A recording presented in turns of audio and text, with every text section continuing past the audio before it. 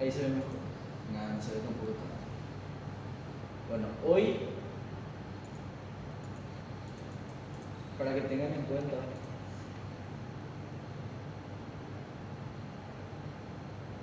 hoy estamos hasta acá. Hoy. Acá dice músculos de la cabeza, músculos del cuello, fascias, topografía de la cabeza y topografía del cuello. Todo esto vemos en la siguiente clase. ¿Sí? Después quedan venas, linfáticos, nervios y arterias de la cabeza y el cuello. Arterias es lo más largo, tiene casi 100 diapositivas. Eso creo que vamos a dejar aparte. Glándulas salivales, generalmente el doctor Mercado no desarrolla. Generalmente el doctor Mercado no desarrolla glándulas salivales. Vamos a ver si de repente sale, si menciona, si dice. Generalmente él no da. Laringe y faringe, temas súper importantes. Si o sí cabe por lo menos una pregunta de cada uno. Tiroides y glándula paratiroides. Ahí termina lo que es cabeza-cuello. Ahí termina lo que es cabeza-cuello. O sea, acá prácticamente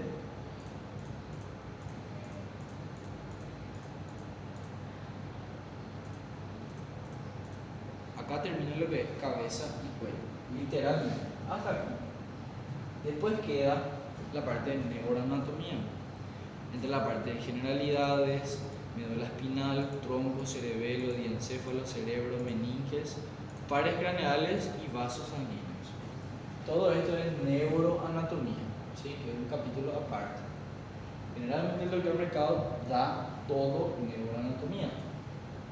A veces, inclusive, él agrega oído y ojo, ¿sí? Yo creo que va a llegar a desarrollar. Yo creo que va a llegar a desarrollar oído, yo creo que va a llegar a desarrollar ojo. Entonces, hay que entender. El contenido en sí no es largo, no, para mucho más corto que el segundo parcial, muchísimo más corto que el segundo parcial, pero es un contenido potente, contenido difícil. Esa es la parte difícil del tercer parcial. Lo difícil es que es difícil el contenido, ¿sí?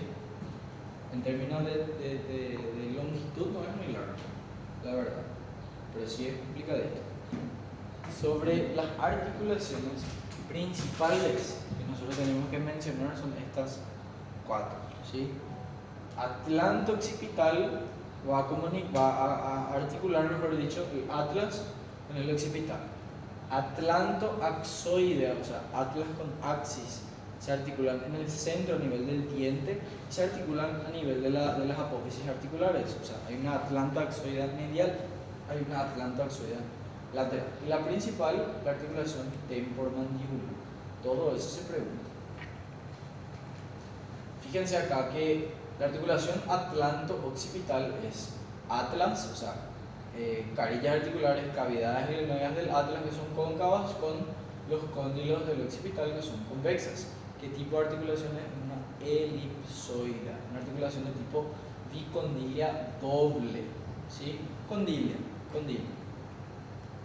¿Qué ligamentos nosotros tenemos? Tenemos la cápsula, tenemos ligamentos anteriores, posteriores, laterales, ligamentos delgados, que no nos interesa tanto. Esto sí nos interesa. La membrana atlanto de atlas occipital posterior. Esa membrana va a estar perforada por los vasos vertebrales. Una vez que perforan los vasos vertebrales de esta membrana, se colocan dentro de lo que sería el conducto vertebral y pasan al foramen magno, ¿sí? Ahí la arteria vertebral derecha se une con la arteria vertebral izquierda y forman la arteria basilar, ¿sí? ¿Desde dónde hasta dónde se extiende? Desde el borde posterior del foramen magno hasta el borde posterior, arco posterior del atlas, ¿sí? Esa es la membrana atlanto-occipital posterior. Ahí está, ese color amarillo. La articulación atlanto-axoidea medial es una articulación de tipo trocoide. Fíjense nomás que acá el diente del axis va a rotar sobre el atlas, sobre el arco anterior y el ligamento transverso del atlas. Ahí tenemos justamente por parte del atlas la fosa odontoide y el ligamento transverso, y por parte del axis la apófisis odontoides. Un ligamento importante es la membrana tectoria. Esta membrana tectoria se extiende desde la parte anterior acá del foramen magno hasta llegar al axis, ¿sí? Y va a cruzar inmediatamente detrás de lo que sería el ligamento transverso del atlas. Esa articulación atlantoaxoidea media. La articulación atlantoaxoidea lateral se produce a través de las apófisis articulares. Acá es una artrodia, o sea, una sinovial plana, donde por parte del atlas participa la carilla auricular inferior de las masas laterales y por parte del axis las apófisis articulares superiores, que justamente eran planas. ¿Qué medios de unión tenemos acá? Tenemos el ligamento cruciforme. Bueno, primero tenemos una cápsula, tenemos los ligamentos atlantoaxoidea anterior y posterior, tenemos el ligamento del vértice, acá se ve el ligamento del vértice del atlas, que es suspensorio del diente, va desde la parte anterior del foramen magno hasta el vértice del diente del axis. Tenemos los ligamentos alares, que se extienden desde los cóndilos del occipital hasta el diente del axis, hasta el alar derecho, alar izquierdo. Tenemos el ligamento cruciforme. ¿Qué incluye el ligamento cruciforme? Incluye ligamento transverso del atlas, que es este, incluye haz ascendente, que es hasta el borde anterior del foramen magno, y el haz descendente, que llega hasta el cuerpo del axis, la cara posterior del cuerpo del axis. ¿Qué otros ligamentos son importantes para esta articulación? Tenemos el ligamento longitudinal posterior, que es el que se va a insertar desde la parte anterior del foramen magno, o sea, por fuera, hasta, o sea, por dentro de la cavidad, la parte anterior de este foramen magno. Esta zona va a cruzar detrás de la membrana tectoria y va a cruzar detrás de todos los cuerpos vertebrales y va a terminar ¿dónde? Terminar allá en el coxis, en la cara posterior del coxis. Y el ligamento longitudinal anterior sí es por fuera del foramen, delante de los cuerpos vertebrales, e inicia allá en la apófisis basilar del occipital y termina en este caso la segunda vértebra sacra, delante de los cuerpos vertebrales. Todos estos medios de unión son muy importantes. Generalmente lo que se suele preguntar es membrana tectoria, ligamento cruciforme, los ligamentos longitudinales. Estos dos sí o sí se preguntan, sí o sí. Y luego tenemos la articulación temporomandibular, una articulación de tipo elipsoide, donde por parte del temporal participa la fosa mandibular, que es cóncava, el tubérculo articular, que es convexo. Por parte de la mandíbula participa el cóndilo de la mandíbula, que es totalmente convexo. Entonces, como una superficie convexa se va a articular con una superficie que es cóncava y convexa al mismo tiempo, medio que nos cuadra. Por eso existe el disco articular o menisco o fibrocartílago de la articulación temporomandibular. Eso permite dividir en dos la cavidad articular. Una cara superior, que va a mirar hacia acá, una cavidad inferior. Y fíjense que la cara superior es convexa atrás y cóncava adelante. Y la cara inferior, en cambio, se amolda sobre el cóndilo de la mandíbula, que es totalmente convexa, por lo tanto, la cara inferior del disco menisco es totalmente cóncava. Eso permite justamente adaptarse a los movimientos de la mandíbula. ¿Qué medios de unión de importancia tenemos acá? La cápsula, los ligamentos intrínsecos, ¿sí? Importantes, pero los más importantes son los ligamentos extrínsecos. Primero, el esfeno mandibular va desde la espina del esfenoides hasta la espina de Spix, que es la língula de la mandíbula.